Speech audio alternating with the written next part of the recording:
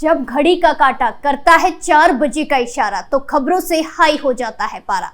क्योंकि 4 बजे हम चक्रव्यूह के साथ आपके सामने पेश होते हैं और 4 ऐसे लोगों को चक्रव्यूह के चक्र में फंसाते हैं जिनकी पोल पट्टी सुनकर हर कोई हैरान हो जाए। नमस्कार, कैपिटल टीवी में आपका स्वागत है और मैं आपके साथ प्रिया बिस्ट। आज चक्रव्यूह के चक्र में फंसे हैं खालिस्तानी आतंकी, कांग्रेस नेता दिग्विजय सिंह, सपा प्रमुख अखिलेश यादव और मुस्लिम वकील। इन सभी का आज सारा काला चिट्ठा आपके सामने खोलते हैं और एक एक करके बताते हैं इन सभी की करतूतें। पहली खबर की शुरुआत बड़े खुलासे के साथ। बीते दिन अयोध्या से यूपी एटीएस ने 3 बदमाशों को गिरफ्तार किया। इनके कनेक्शन खालिस्तानी आतंकी संगठन से पाए गए हैं। तीनों राजस्थान के रहने वाले बताए जा रहे हैं। गिरफ्तार हुए आरोपियों के नाम शंकर लाल, अजित कुमार, प्रदीप पुनिया है। जांच में सामने आया है कि तीनों अपनी गाड़ी में श्री राम का झंडा लगाकर अयोध्या की रेकी कर रहे थे। गिरफ्तार आरोपी शंकर लाल ने पूछताछ में इसका खुलासा किया है। जहां शंकर लाल कनाडा में मौजूद खालिस्तानी समर्थक हरमिंदर उर्फ लांडा से संपर्क में था, कांटेक्ट में था। हरमिंदर ने शंकर से कहा था कि खालिस्तानी आतंकी गुरपतवंत ने अयोध्या की रेकी करने के लिए कहा है। साथ ही अयोध्या का नक्शा भी भेजने का आदेश दिया है। कनाडा में मौजूद हरमिंदर उर्फ लांडा के कहने पर तीनों अयोध्या पहुंचे थे।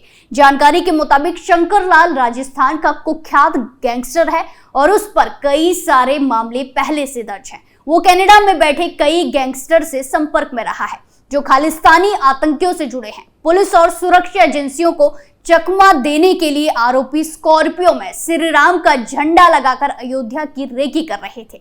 वहीं इस मामले में पुलिस ने बताया कि अब तक पूछताछ में खुलासा हुआ है कि तीनों संदिग्ध खालिस्तानी समर्थक हरमिंदर सिंह उर्फ लांडा के संपर्क में थे। गुरपतवंत सिंह पन्नू का करीबी हरविंदर सिंह लांडा ने ही तीनों संदिग्धों को अयोध्या में रेकी कर आसपास का नक्शा भेजने को कहा था।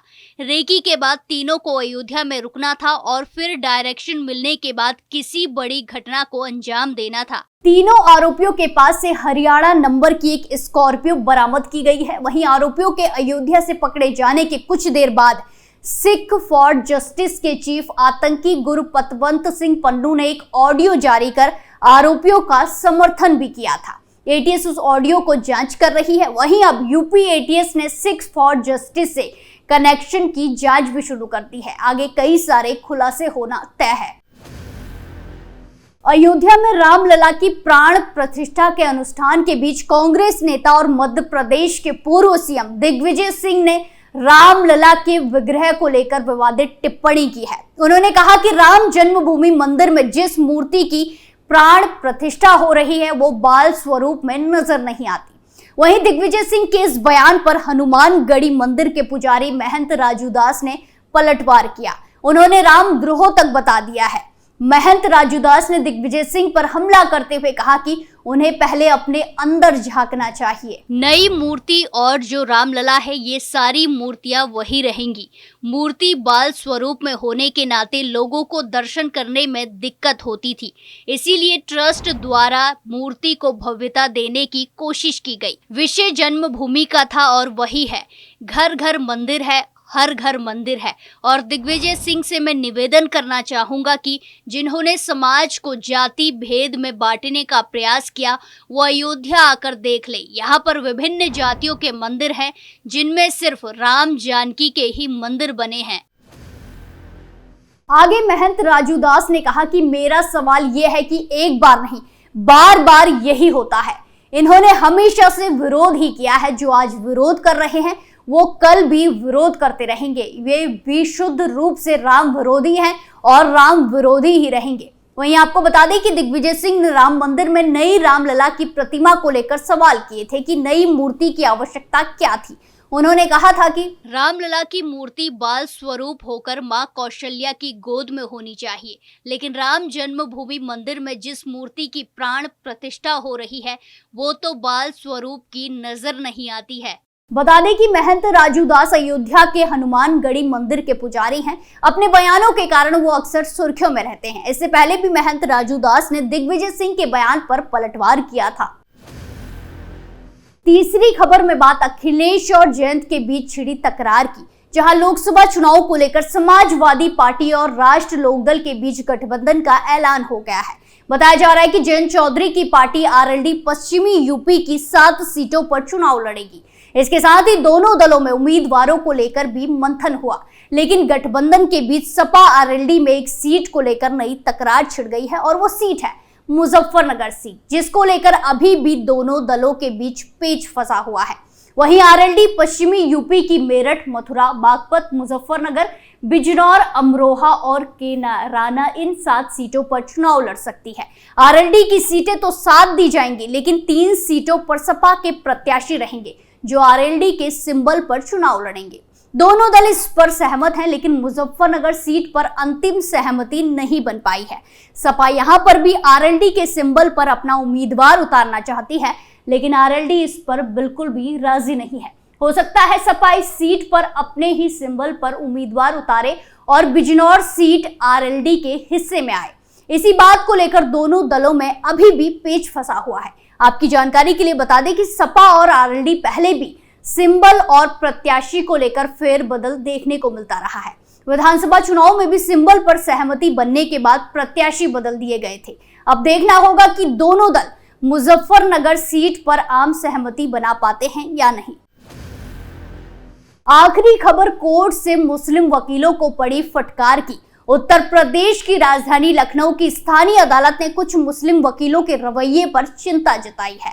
अदालत का कहना है कि कार्यवाही बीच में छोड़ ये लोग जुम्मे की नमाज के लिए चले जाते हैं, जहां लखनऊ स्थित एनआईए एटीएस कोर्ट के स्पेशल जज विवेकानंद शरण त्रिपाठी ने नसीहत देते हुए कहा कि इन वकीलों को यह ध्यान रखना चाहिए कि कर्म ही पूजा है और उन्हें अपने न्यायिक कर्तव्यों की इज्जत करनी चाहिए। स्पेशल जज ने एमिकस क्यूरी देने का निर्देश देते हुए कहा कि यदि मुस्लिम वकील नमाज पढ़ने के लिए अदालती कार्यवाही से खुद को दूर रखते हैं तो अवैध धर्म परिवर्तन केस के आरोपियों को एमिकस क्वेरी दी जाए। ये मुकदमे की कार्यवाही जारी रख सकते हैं ताकि अदालती कार्यवाही बाधित ना हो। आपको बता दें कि एमिकस क्वेरी यानी कि अदालती दोस्त या न्याय मित्र, मतलब कि न्यायालय की मदद करने वाला जो वकील की गैर मौजूदगी में कोर्ट में हाजिर रहे। स्पेशल जज त्रिपाठी ने 19 जनवरी 2023 को यह आदेश दिया जब वो अवैध धर्म परिवर्तन केस के आरोपी मौलाना कलीमुद्दीन और अन्य के खिलाफ आपराधिक मुकदमे की सुनवाई कर रहे थे। यही नहीं, अदालत ने एक आरोपी की पैरवी कर रहे कुछ वकीलों के द्वारा निश्चित दस्तावेजों की मांग वाली याचिका को भी खारिज कर दिया। इसके साथ ही अदालत ने इन वकीलों को अदालती कार्यवाही में निर्धारित वक्त के अंदर ही कोई भी आवेदन दायर करने की चेतावनी भी दी है। दरअसल इस केस में मुकदमे की कार्यवाही के दौरान शुक्रवार को गवाहों की जिरा का वक्त तय किया गया था, लेकिन वकील मोहम्मद अमीर नकवी और वकील जियाउल जियालनी ने जिरा जारी रखने से इनकार किया। दोनों वकीलों ने दोपहर 12:30 बजे अदालत को जानकारी दी कि शुक्रवार होने के कारण वो जिरा जारी नहीं रख पाएंगे। क्योंकि उन्हें नमाज पढ़ने जाना है। वहीं आरोपी मौलाना ने भी अदालत से जुम्मे की नमाज के लिए उसे जिरा से छोड़ देने की मंजूरी मांगी थी। जज ने उससे कहा था कि ऐसा काम के लिए उसे कोर्ट छोड़ने की इजाजत देना सही नहीं होगा। हालांकि बाद में अदालत को हालात से मजबूर होकर मुकदमे की कार्यवाही रोकनी पड़ी, जिसके बाद अदालत ने कुछ आरोपियों के मुस्लिम वकीलों को चेतावनी देते हुए कोर्ट के कर्मचारी को आरोपी के लिए न्याय मित्र नियुक्त करने का निर्देश दिया। कोर्ट ने कहा कि अगर मुस्लिम वकील नमाज पढ़ने के लिए कोर्ट रूम से बाहर जाते रहे तो सुनवाई पूरी नहीं होगी। आज हमने देखा चक्रव्यूह के चक्र में खालिस्तानी आतंकी कांग्रेस नेता दिग्विजय सिंह, सपा प्रमुख अखिलेश यादव और मुस्लिम वकील फंसे और उनकी पूरी पोल पट्टी खुलकर सबके सामने आ गई। चक्रव्यूह में फिलहाल के लिए इतना ही, फिर पेश होंगे सनसनीखेज खुलासे के साथ। बाकी तमाम खबरों के लिए देखते रहिए कैपिटल टीवी उत्तर प्रदेश। नमस्कार।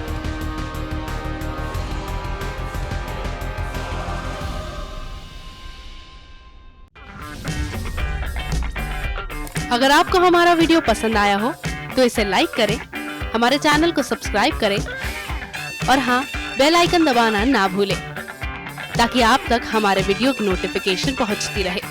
आप अपना सुझाव हमें कमेंट बॉक्स में दे सकते हैं। हमारे साथ जुड़ने के लिए शुक्रिया।